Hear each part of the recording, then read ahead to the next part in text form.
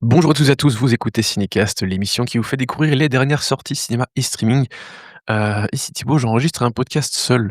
J'en profite, parce que, j'ai pas eu le temps de terminer cette série dont je vais vous parler maintenant, avant l'enregistrement de cette semaine donc voilà. Je fais ça, sans Guillaume, vite fait. Mais avant de vous parler de cette série qui est donc, Pluribus, pensez à vous abonner sur votre plateforme préférée, à liker si vous êtes sur YouTube ou à laisser un avis sur votre appli de podcast. Ça nous aide beaucoup, donc merci d'avance. Alors, je voulais, j'ai reçu les épisodes avant, mais j'ai vraiment pas eu le temps de regarder ça avant d'enregistrer en début de semaine, parce qu'on enregistre toujours les épisodes, en début de semaine.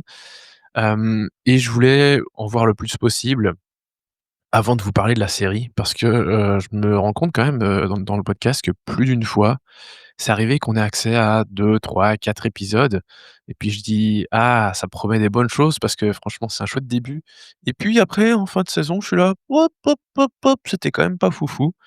Donc voilà, quand on a l'occasion de regarder beaucoup d'épisodes d'une série, j'en profite pour en regarder le plus possible. Et ici, Pluribus, c'est une série, Apple TV+, Apple TV, ils ont viré le plus maintenant.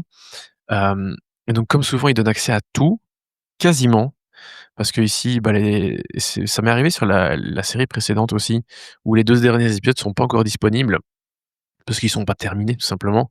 Donc voilà, ici, j'ai pu voir 7 épisodes sur les 9 en question et donc Pluribus, c'est diffusé depuis, ce 7 novembre et c'est la nouvelle série de Vince Gilligan, qui est le créateur de Breaking Bad, voilà. Avec au casting Reese Horn, qui était dans Better Call Saul, la série, spin-off de, Breaking Bad, avec également, Carolina Widra et Carlos Manuel Vesga. Alors la série, elle parle, de Carol Sturka, qui est une romancière en histoire d'amour vivant à Albuquerque, au Nouveau-Mexique, comme dans Breaking Bad, et qui est devenue la seule personne immunisée à la propagation d'un virus rendant la population, pardon, optimiste, heureuse et paisible. Tout un programme. Je vous passe un extrait de la bande annonce et puis on en discute un peu plus longuement. Good morning, Carol. Is there anything we could do to cheer you up? When you walk through the storm, hold your head up high. Hey, Carol. We just want you to be happy. Can I ask a question? Certainly. What would you like to know? How do I reverse all this? Voilà pour l'extrait de la bande annonce. Alors, au moment où je vous parle, il y a donc les 2 premiers épisodes qui sont disponibles. Je vais parler de la critique de ce que j'ai vu, donc des 7 épisodes. Évidemment, je vais pas faire de spoiler majeur, hem, parce que oui, il y a des choses à spoiler. Mais donc, pas d'inquiétude, je vais pas faire de spoiler, je vais vraiment parler de la série dans son ensemble, dans ce qu'elle raconte et cetera. Et Dieu sait qu'elle en raconte des choses. Alors, il y a une petite chose, et si vous avez déjà vu ces 2 premiers épisodes, c'est pas un spoiler, hein, enfin, en même temps, le virus arrive vraiment à la fin du premier épisode, donc c'est vraiment dans le deuxième qu'on découvre un petit peu, de quoi il en retourne, réellement. Et donc, en fait, dans le synopsis que je vous ai lu, où il dit qu'elle est devenue la seule personne immunisée à la propagation de ce virus, c'est pas tout à fait vrai. Ils sont 12 sur Terre à être immunisés, contre ce virus. Et donc ce virus, c'est vraiment une espèce de virus extraterrestre où, bah, voilà, ça y est, tout le monde est devenu un peu, est devenu heureux, hyper aseptisé, hyper doux, il y a plus de soucis dans la vie, mais de drôle de façon parce qu'en fait, peu importe à qui elle s'adresse quelque part, c'est comme si elle s'adressait tout le temps à la même entité quelque part. Voilà. Il y a ce truc où, elle peut dire quelque chose à une personne qu'elle va rencontrer, une autre personne va quelque part, en quelque sorte, c'est pas exactement tout à fait vrai, hein. Ce que je dis, c'est pour vraiment vous faire saisir l'idée. Mais voilà, l'autre personne saura, tout ce qui se dit. Il suffit qu'elle dise un message qu'elle laisse un message, à un téléphone, sur une messagerie, hop, cette entité sera au courant de ce qu'elle raconte. Voilà, pour que vous compreniez un petit peu le fonctionnement. En fait, ce virus, c'est vraiment genre, ça y est, toute l'humanité est devenue, hyper positive. Il y a plus de conflits, il y a plus rien, il y a plus d'individualité et c'est vraiment une critique clairement, hein, de enfin, ou et une interrogation de ce qu'est le bonheur, en fait, quelque part. Parce que, qu'est-ce qui fait de nous des êtres humains? C'est-à-dire que c'est bien beau, en fait, ce bonheur, que dont tout le monde bénéficie tout d'un coup, mais en fait, c'est comme s'ils étaient tous devenus une seule et même personne, ce qui est un peu le cas en vérité et bah, ce qui fait notre humanité, c'est aussi le fait qu'il y ait des hauts et des bas et qu'on soit pas au top, en permanence, quoi. Donc en fait, ces personnes, immunisées, bah, elles sont immunisées parce que, ce sont pas des personnes qui sont, heureuses en permanence. Alors, c'est là aussi un petit peu, que la série peut montrer quelques limites en vérité parce que, ou en tout cas elle est plus, comment dire? Elle est plus forte par rapport à ça et moins sujette à être, enfin elle est pas très faible par rapport à ce genre de choses et donc elle a résisté quelque part au virus. Ce qu'évidemment je dis, c'est un peu là aussi que la série montre un peu ses limites dans le sens où, bah, il y a pas juste 12 personnes, sur terre qui sont pas, enfin qui sont malheureuses. Bien sûr, bah, nouveau bon, c'est une série de science-fiction, hein, faut pas, tout prendre au pied de la lettre. Mais voilà, je trouve que ce concept est assez génial et la série va superbement bien illustrer toutes ces questions de l'humanité, la question de la solitude, de l'isolation et du libre arbitre évidemment. Il y a des moments absolument géniaux dans les épisodes qui suivent, je vais pas trop vous en parler, mais où en fait, enfin, je vais pas rentrer dans les détails, mais où, Carole va vraiment s'interroger par rapport à cette entité, à ce qu'elle est capable, de faire et cetera et à quel point le but de cette entité est de rendre Carole heureuse. Parce qu'ils veulent qu'elle les rejoigne quelque part. Hem et donc elle peut tout avoir en un claquement de doigts si elle veut. Ce qui va créer évidemment des problèmes. Donc c'est une série où globalement le personnage de Carole est pas seul la plupart du temps, mais quand même souvent. Parce qu'évidemment elle est quand même toujours entourée, enfin souvent entourée, d'autres personnes, qui ne sont plus des êtres humains donc et en même temps, bah, qui sont comme ils ne sont plus humains, ça montre bien aussi comment on peut être, seul dans une masse. C'est aussi ça que la série montre et raconte. Parce qu'elle le montre bien sûr évidemment visuellement, mais, elle est évidemment très, très forte sur le fond et comment elle raconte tout ça, comment elle montre tout ça. Et vraiment c'est là-dessus que je trouve la série particulièrement brillante. Parce que oui, je la trouve vraiment brillante du début à la fin. Enfin, presque à la fin, je vous ai dit, j'ai vu 7 épisodes sur les 9. Le personnage de Carole est génial, parce il est vraiment irascible.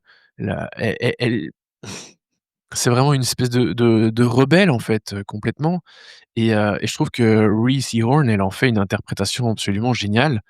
Heu, on est avec elle et en même temps on est énervé avec elle et elle est d'autant plus énervée que les autres personnes encore humaines sur cette planète, les 11 autres personnes, ne réagissent pas du tout de la même façon qu'elle. Et donc il se sent encore plus seul quelque part. Alors je sais plus dans quelle mesure il parce qu'on les voit enfin on va les voir, mais voilà, ils ont pas tous la même importance dans la série et mais il y en a qui sont absolument géniaux, dont un personnage, incarné par, Samba Shuté qui incarne, attendez Monsieur Diabaté. Voilà, un personnage qui lui, par contre, va profiter à fond de ce qui lui arrive. Mais ça, je pense que c'est dans les épisodes, 4, quelque chose comme ça. Enfin voilà, je vous en dis pas plus, vous verrez bien. Mais donc c'est très chouette de voir comment, les autres personnages réagissent et en f à cause de enfin, en fonction de cette situation et vraiment je trouve que voilà, le personnage de Carole est vraiment génial et hem et elle va se trouver quelque part un allié inconnu et là je peux pas trop en dire parce que moi-même j'en sais pas encore plus. Ça arrive plutôt en fin de saison et et Et voilà, j'ai hâte de voir ce que ça va amener parce que là, je pense qu'il y a quelque chose de vraiment très intéressant qui va se dérouler à mon avis. Hem, Mais voilà, il y a un personnage clé, enfin, il y a plusieurs personnages clés dans la série, mais ça, c'est un personnage clé, qui dont on sait vraiment pas grand-chose dans ces 7 premiers épisodes, en fait, hein, donc voilà, je peux pas vraiment vous spoiler parce que j'ai pas encore grand-chose à dire de toute façon. Mais voilà, il y a quelques personnages clés qui sont vraiment forts et super bien incarnés, donc dont celui-là incarné par Carlos Manuel Vesga, un acteur absolument inconnu au bataillon qui a fait plein de séries dans son pays et cetera. Mais voilà, absolument pas connu du grand public et je voulais aussi, noter la prestation de Carolina Widra qui va un peu jouer quelque part l'accompagnatrice, de Carol. C'est-à-dire que c'est ce personnage qui représente l'entité, si vous voulez, et qui va être voilà, sa personne de contact quelque part.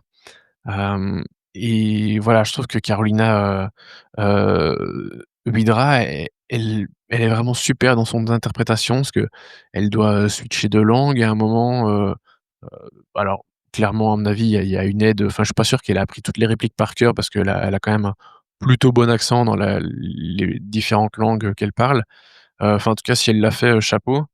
Mais voilà, je trouve que c'est un personnage qui est un peu complexe parce qu'en même temps, il est très aseptisé. C'est une des représentations de cette entité quand même.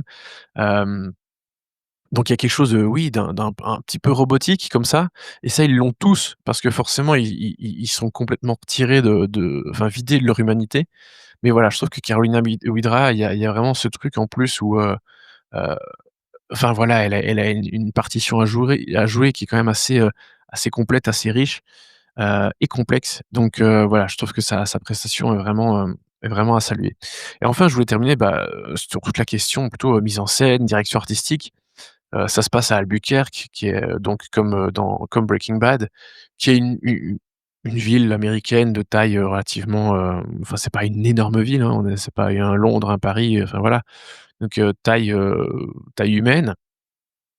Ce qui est, bien parce que c'est pas trop grand et donc ça permet de jouer avec enfin les énormes contraintes qu'on pourrait avoir si on tournait dans une ville énorme.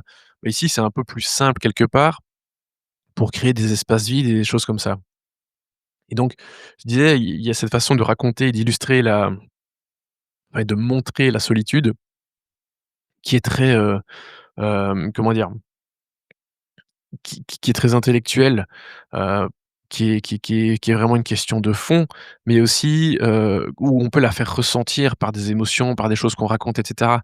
Mais il y a aussi comment montrer et illustrer cette solitude, de façon physique et donc là, évidemment, ça veut dire notamment montrer le personnage dans des endroits vides, un magasin, un avion, ça on les voit dans les 2 premiers épisodes. Un peu plus tard, il y a une autoroute qui va se vider petit à petit et voilà, il y a des moments où vraiment on ressent, extrêmement la solitude et où on va ressentir encore plus, la présence de cette entité et la façon dont elle va réagir qui est assez cocasse dans bien des situations, notamment dans l'avion, mais surtout, je trouve que la scène du magasin, elle est assez géniale. Donc voilà, je trouve que c'est vraiment hyper original. Il y a un un bémol que j'ai entendu, j'ai discuté de ça avec un confrère, juste avant, il y a 2-3 jours, hem, avant que la série, ne sorte et il me disait que, bah, voilà, lui, s'était un peu ennuyé pendant la série. Alors je comprends que ça puisse arriver parce que, voilà, on montre quand même beaucoup, un personnage, qui est seul, qui réfléchit à sa situation et cetera. Donc il y a quand même quelque chose de très interne, de très internalisé, de très intellectualisé. Mais alors moi je me suis pas du tout ennuyé devant la série, je la trouve vraiment passionnante, de bout en bout et bien sûr que, montrer la solitude et cetera, ça fait partie, du jeu. C'est clairement un des propos de la série, donc c'est normal qu'on nous la montre, c'est normal qu'on la raconte, et il a pas dit que, mon confrère ne disait pas que c'était anormal. Du coup il a ressenti, cet ennui quand même. Voilà, moi pas du tout, ça m'a vraiment passionné de bout en bout. Je trouve ça vraiment brillant dans ce que ça raconte et comment ça le raconte. Donc voilà, pour moi, Pluribus, c'est vraiment une excellente surprise et voilà, je vous disais, j'ai vu 7 épisodes, les 7 ne m'ont pas du tout déçu et ils m'ont vraiment très, très donné envie, de voir les 2 derniers épisodes. Donc voilà, j'ai hâte d'être, fin décembre à mon avis, début janvier, je sais pas exactement quand ils sont prévus, mais enfin voilà, à mon avis, courant mois de décembre. Hem, donc voilà, en tout cas, Pluribus, c'est vraiment une excellente surprise. Je vous recommande vivement de la regarder et donc il y a déjà là 2 épisodes disponibles sur Apple TV et puis, bah, ce sera à raison d'1 épisode par semaine. Vous avez l'habitude. Au niveau de la note, je donne un excellent 4 étoiles, voilà. C'est dit, c'est fait, 4 étoiles pour Pluribus qui est donc sur Apple TV. Sur ce, je vous dis, merci à toutes et tous pour vos nombreuses écoutes et commentaires et je vous dis à très, très bientôt pour des nouvelles recommandations. Ciao, ciao.